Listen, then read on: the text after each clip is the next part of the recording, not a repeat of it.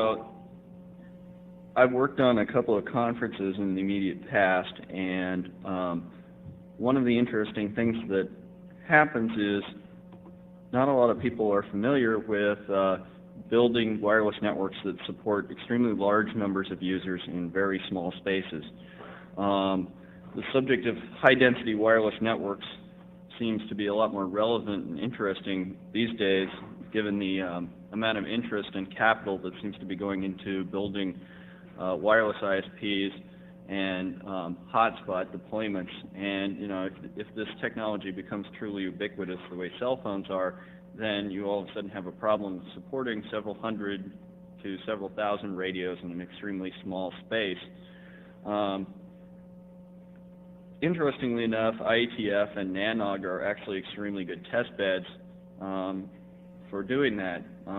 It's not that often that you can go someplace and find 500 to 2,000 active wireless users in one room. How do you keep them happy when you have them?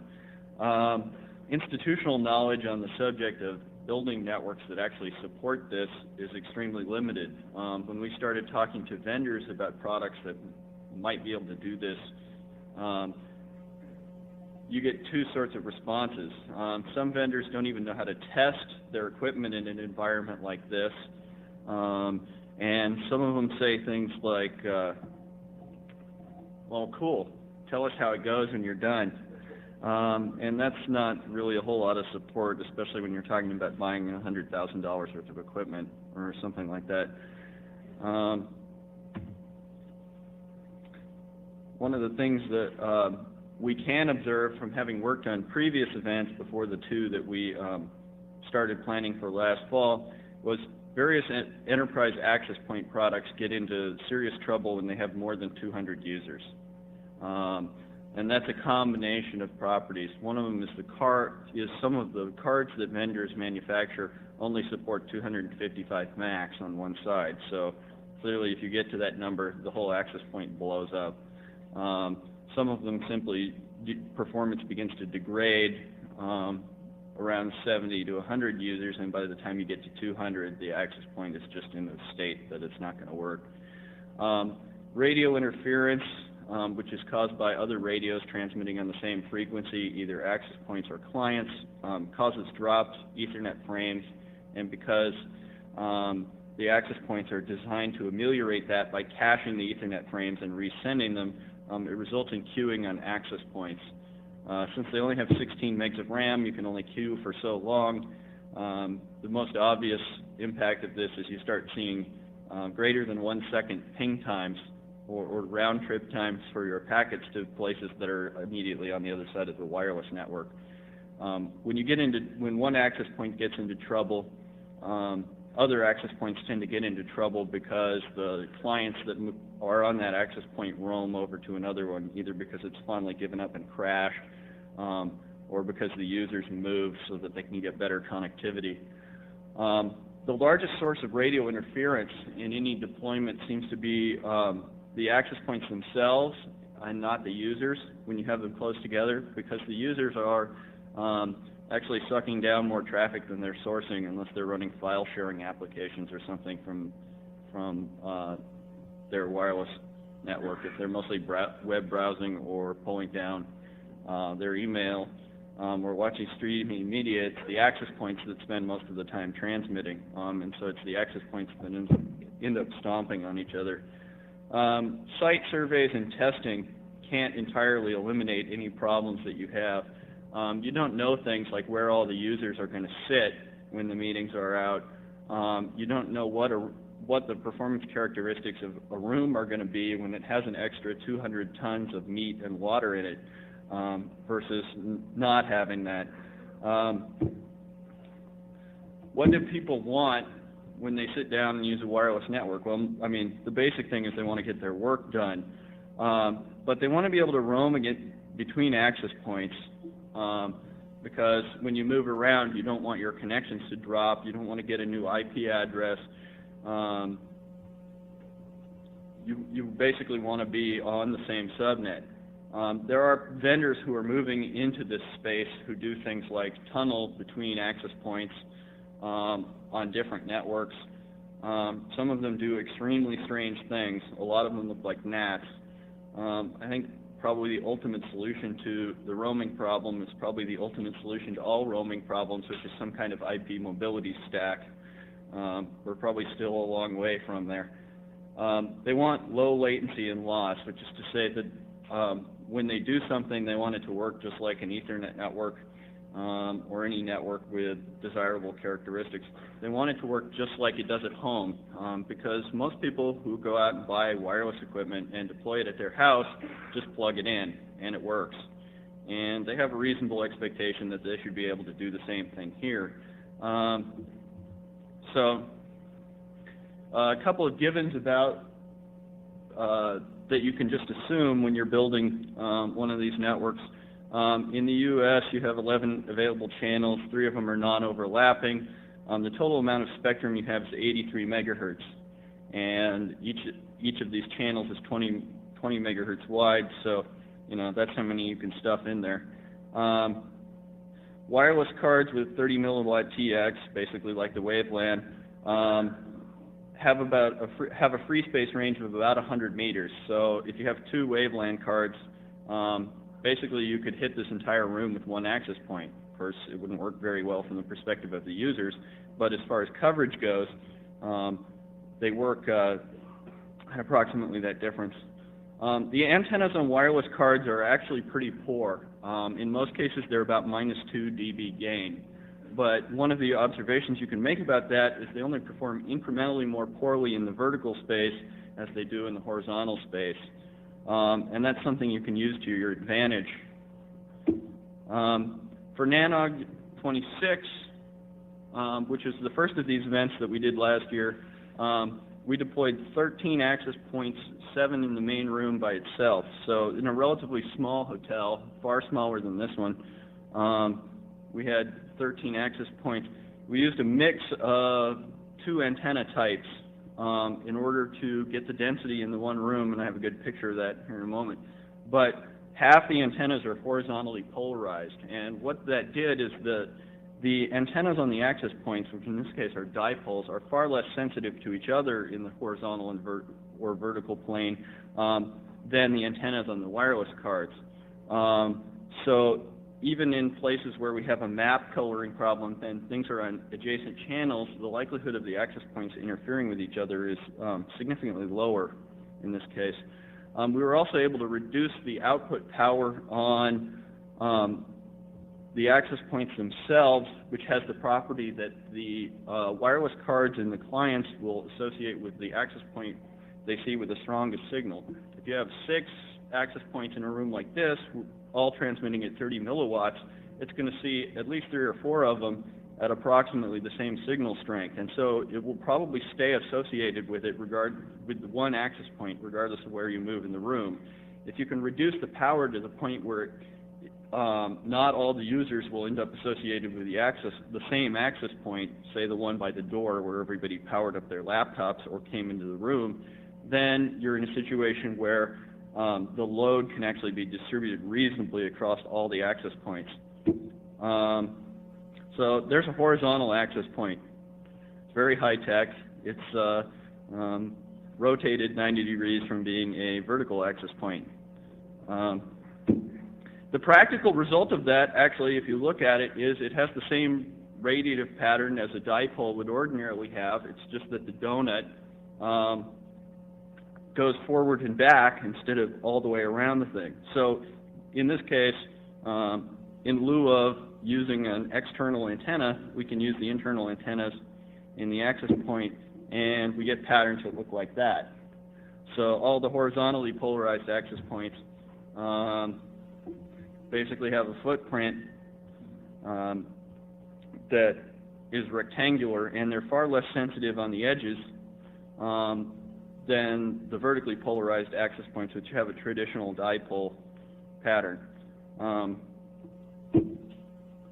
IETF design, much bigger problem. Instead of 550 people, we planned for 2,000 people. In Yokohama, we saw more than 1,400 people in one room associated with the wireless access points. So the IETF problem is much larger, and you could apply it to other large venues like sporting events, where potentially you could deploy wireless access for order of 10,000 people using a similar method. Gets us into the address space problem. The address space for that wireless subnet was a /20. The total address space that we had was a /19. Not all of those users were on at the same time, but we handed out about 3/4 of that address space, which is a big number. It's hard to do things like crank your DHCP lease time down and have any kind of reasonable persistence. So you really need the amount of IP address space that you need in order to do this. And in this case, the lease time is set around 8 hours, which would get somebody associated with the thing for basically the whole day, even if their machine got turned off. Again, reduce the output power to 15 milliwatts. Not all of our equipment was Cisco in this case. So the gear stuff, which has a fixed radio output of 30 milliwatts, we used a density setting of high, and I'll explain what that actually does here in a moment, where possible. So the IETF 55 layout is a much worse map coloring problem.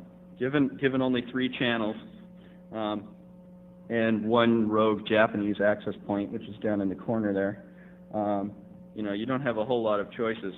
But you can see there's 27 access points on the one floor with all of the users, and in fact, during an especially boring IPv6 meeting, there were more than 700 people on the wireless in one working group. During the plenary, it actually peaked at around 1,100, which is significantly smaller than Yokohama, but there were fewer people there as well. Logical layout for that network ends up looking something like this. We have a couple of small backbone switches, and the interesting problem with this hotel is that there were a number of Ethernet runs that were in the range of 150 meters, which is, significantly out of spec. But that actually worked pretty well. Some complaints about enterprise access points that we've experienced in the process of attempting to deploy this. Some access points allow you to set output power, that would be like the Cisco's, and some use density or sensitivity settings, and that would be most of the OEM Avaya equipment that's available from all sorts of vendors. And what density settings do is, on the access point, they limit the quality of the connection that the access point is willing to tolerate from a user. So the access point will disconnect a client that reaches a certain threshold. And what happens is, in situations where you have marginal antennas or marginal quality and all of your access points are marginal from the perspective of a client, the client will associate with an access point and then get disconnected. And whereas if you have the opportunity to use power settings, the access point or the client simply won't hear the access points in the same situation. So clients tend to flip-flop on because in many cases they can hear the access point just fine, but the access point can't hear them. One vendor provided us with access points for which it was impossible to determine how many stations were actually associated with the access point.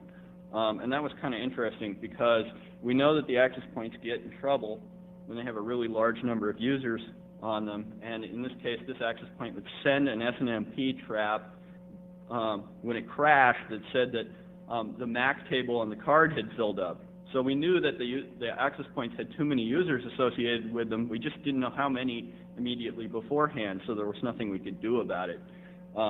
So it had an Ethernet bridge MIB that wouldn't age, which is sort of an interesting idea. It's like how many people are actually on this thing. And it had no enterprise MIB from which you could tell what associated stations were. IAPP, which is the Inter Access Point Protocol, which has been in IEEE standardization process since 1997, is not, in fact, standardized between vendor platforms at this point. So, for example, Cisco's can see IAPP messages from Avaya access points, but not the other way around, which has the interesting property that some of your access points can tell how many users are on some of your other access points, but not vice versa. Crashes tend to lead to cascading failures, so when you don't know how many people were associated with it, when that access point blows up, all those users move over to the next available access point in the same space. So that access point then blows up because it becomes overloaded. So you can watch the crash go around the room, and in fact you can watch the frustration level among the users go around the room as well. One vendor's access points would give up attempting to DHCP after 4 attempts, and then they would, one, assign themselves a RFC 1918 address, and two, lose random bits of their configuration. So by the time you found the access point, let's say you powered it on without plugging in the Ethernet and it was unable to DHCP, by the time you found that access point, it would be in some unusable state. So if you were having network connectivity problems with various portions of your network, your access points might go into a hosed state and never come back. Interoperability issues with some older cards.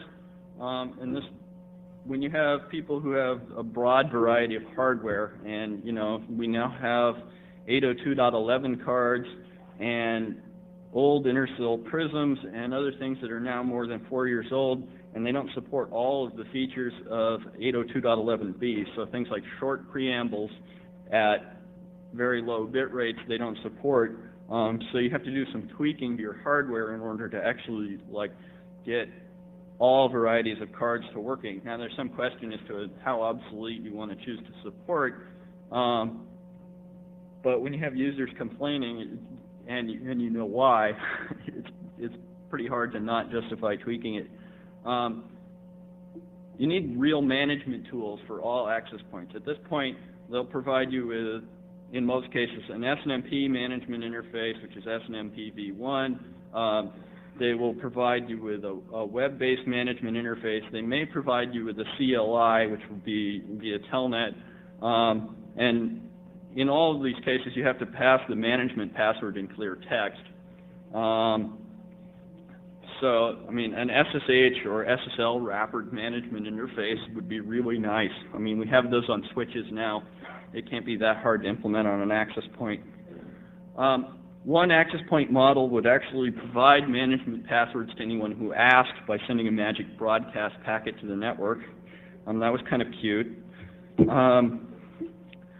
And as far as client issues, in terms of tuning the network, not all wireless cards are created equal. By the standards of wireless cards, the OEM, Avaya and Lucent Technologies cards are actually pretty good. When you get into the ones that are built into laptops, particularly laptops that are made of metal, the actual performance of the wireless cards is quite poor. When they say that the distance they recommend on the Apple G4 Titanium laptop, the original one is 100 feet, they aren't kidding. So what happens is when you use those in places where you have sensitivity settings, some of your clients may work while others don't, simply because their antenna is too poor. And so at that point, the only real solutions are increase the number of access points, which you may have trouble doing because of your map coloring problem, or cranking the sensitivity setting down, which has its own issues, because one of the things you're using the sensitivity setting to do is allow you to set the broadcast and multicast rate higher to say 2 megabits or 5 megabits, so that you can actually support the amount of broadcast or multicast traffic that you have on the network. So you have trouble supporting marginal clients in extremely high density situations. Misconfigured clients, things that are in ad hoc mode, which clearly if they're in ad hoc mode, they're not associated with any of the base stations in your network, so they're non-working. Well, clients that are configured by default will probably associate with the ad hoc network just as easily as they do with the other network. So you can suck half the people in the room down into the non-working pit of despair because of one ad hoc user. And then, of course, those users remain in ad hoc mode and wander around and cause more users to go into ad hoc mode. So, I mean, that can become a support nightmare. And part of the problem there is simply that host implementations of 802.11b controls for various drivers are either lacking or hiding critical control functionality from the user.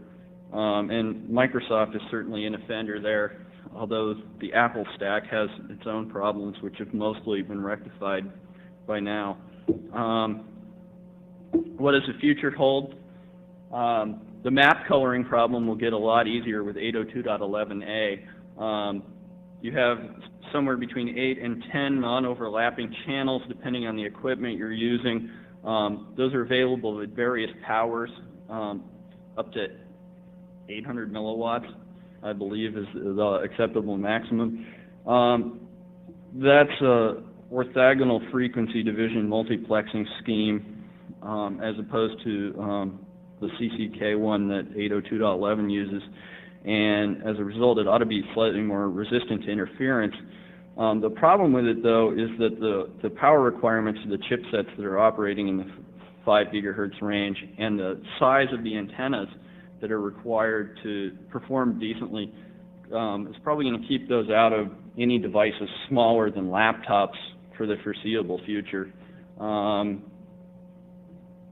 which means that 802.11b is probably going to be around for quite a while.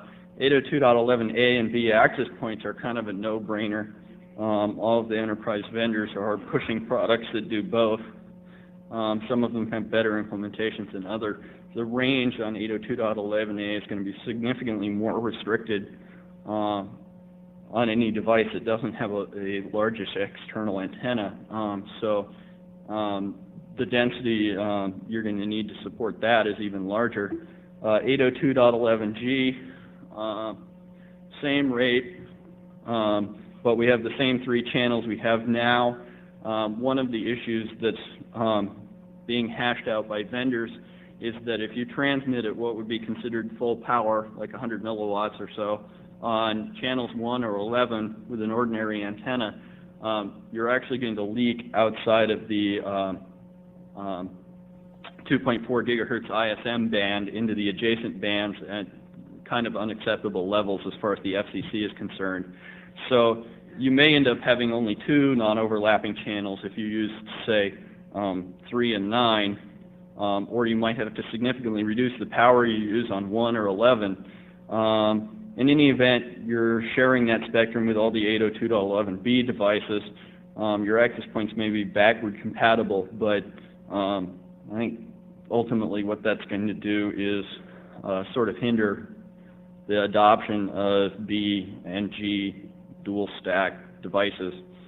People may end up just paying for the chipset and using it one way or the other. Performance may not be significantly better than one expects now, except in your home environment where the nearest access point might be several hundred meters away. On laptops, we basically solved the problem of power consumption on laptops as far as wireless chipsets go. I mean, when you have a monster like this that has 120 watt hours of batteries, the actual impact of a wireless card on the thing is negligible. On PDAs and cell phones and other devices, we're probably going to stick with B and G until the power and size requirements for A go down. And given the need for high performance antennas there, the size requirements may never go down to some level that's acceptable for things like PDAs and cell phones. I'd like to thank all the people that helped me with this, Merritt and the University of Oregon and Nokia and the IETF Secretariat for allowing me to mess up their networks. Bill Fenner and Carlos Vincente, who did the tool development for the monitoring stuff that we used at NANOG and IETF, David Cousins from Nokia, who bought all the access points, Jennifer Adams from Cisco, who actually provided a large number of access points, and everyone who worked on NANOG 26 and IETF networks. Thanks.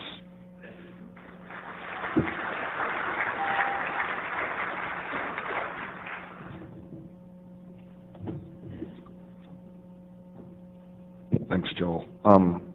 Do we have time to take some questions? If you can direct it to the speaker who you'd like to have answer it. Just a quick comment from the guys from Tennessee on finding rogue access points. I posted to the list. It hasn't made it there yet. I don't know if it's just the list is slow or if I fat-fingered something. But there's some other ways that you can track APs. One cool trick we found is a few APs actually do multicast. So on your edge interfaces, you could look at the IGMP groups and see what access points are doing multicast that way. You do. So you will check that on your Ethernet? You can check it on all your interfaces where you have multicast. You can just do a show IGMP groups on your routers.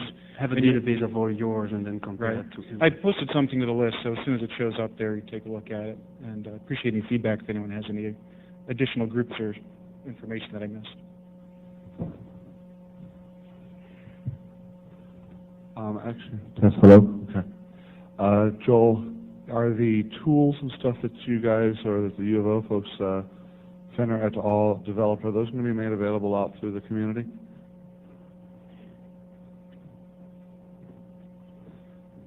I think we'd like to.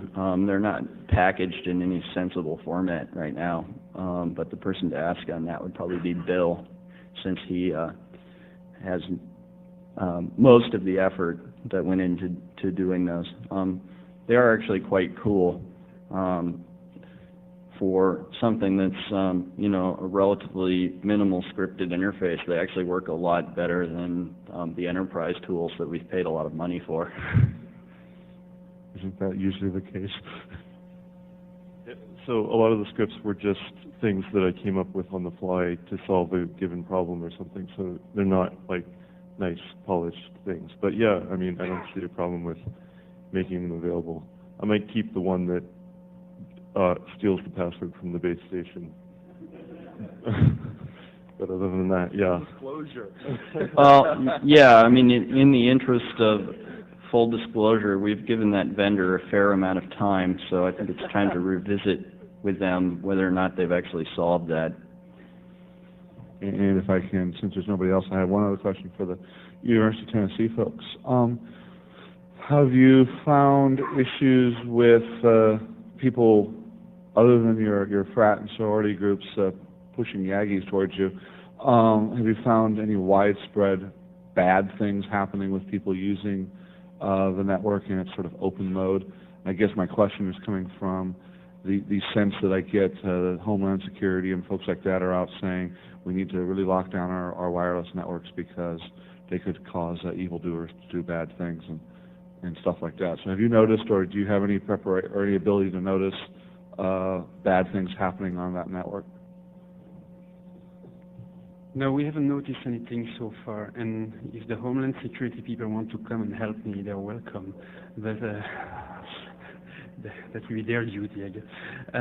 No, I mean, it's really about convenience. So I would love to secure that thing, but please, with convenience, because then you lose everything that you did, yes? So I think if people just learn how to protect themselves, it would be a lot better. This is primarily for Joel. Every year I work a show that does very large, wide area coverage with wireless, 802.11b. This year, the people from NCSA who set up that network ran everything on a single channel, and we had extremely good results. I'm not an RF person by any means. My last RF class was mumble years ago, so I don't claim any expertise, but I was wondering if you'd ever looked at such a solution where you covered large areas with large numbers of access points all operating on a single channel.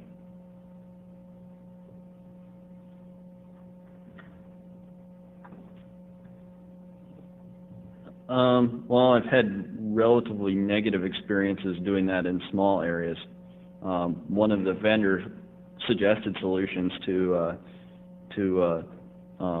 the crashing access point problem was simply to put two cards in the access point on the same channel. But what happens at that point is you have the same collision domain. And all these things are operating in IBSS mode. So the access point assumes that it actually has control of who transmits on that channel to some extent, and as a result, you have, I think, more issues with people stomping on each other than you would otherwise have. I mean, a large portion of it has to do with the size of the packets you were sending and how many people were sending them at once. Because I could see situations where you have large amounts of relatively small packets, UDP for example, that you could push out in one direction or the other on the same channel and not smash each other. Whereas when you have extremely large packets, on the other hand, I mean right up around 1,500, the probability of one of them getting smashed and having more queuing as a result is much higher. But a lot of whether or not it performs acceptably has to do with the utilization on each access point. And in the IETF situation, you see things where the access points get very close to 4 megabits. And at that point, everybody starts to suffer. And if there's more noise on the same channel, then people start to suffer more than they would otherwise. Thank you. One second. Let's take these last two questions, and we'll take the other ones offline. One other request: can the AV people give us a clue about how to bring up the mics on the tables up here? They'll come up when you just start talking into them. Really? Yeah. Okay, we had enough success with that. Eric, we need the portable mic. Be able to laugh. Yeah. Hi there. I had a question for Joel. Have you given any thought to what happens if you roll into a venue where there is already a wireless network deployed? When we did the site survey for the hotel in Atlanta, we discovered, I mean, it's basically surrounded by 40-story high buildings. So, I mean, in the process of doing the site survey, we discovered about 15 wireless networks that you could actually hear. In hotels, it actually turns out not to be much a problem because these buildings are so large and they use so much concrete that the actual amount of interference is small. At the point where people start deploying wireless networks that cover hotels, it's going to get more interesting. When you look at something like the STSN network deployments that people are doing in hotels, they're not providing nearly enough address space or network infrastructure that an event like the IETF could just pay whatever it costs to use their services for the course of the event. So I think in many cases it's going to end up being a negotiation between whatever wireless ISP is already deployed there and the whatever network you have to deploy in order to actually get reasonable service. Because, I mean, if you look at it, the remaining address space available in V4 would amount to about 200,000/19s, which might cover every venue that you could conceivably like deploy that kind of wireless in, but it wouldn't leave much left over for anything else. So it doesn't look to me like venues are going to come up with things like large amounts of address space and wireless networks in order just to support flash crowds. So I think the biggest issue is negotiating with whoever's there first. Yeah, thank you. I was thinking more of an interference issue rather than anticipating that they'd be able to handle this amount of traffic. Yeah, I mean, that goes along with it. As long as there's relatively few people. I mean, if the existing network is there for the convenience of the hotel staff, then it's going to have relatively low traffic on it, and it's mostly just then an issue of ensuring that you don't stomp all over it completely.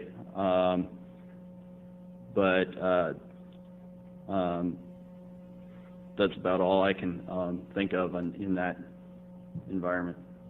Okay, hey, Louis, you're going to hate me. You're going to hate me. We're going to have to take your question offline. I'm sorry. So thank you, Joel and Philippe.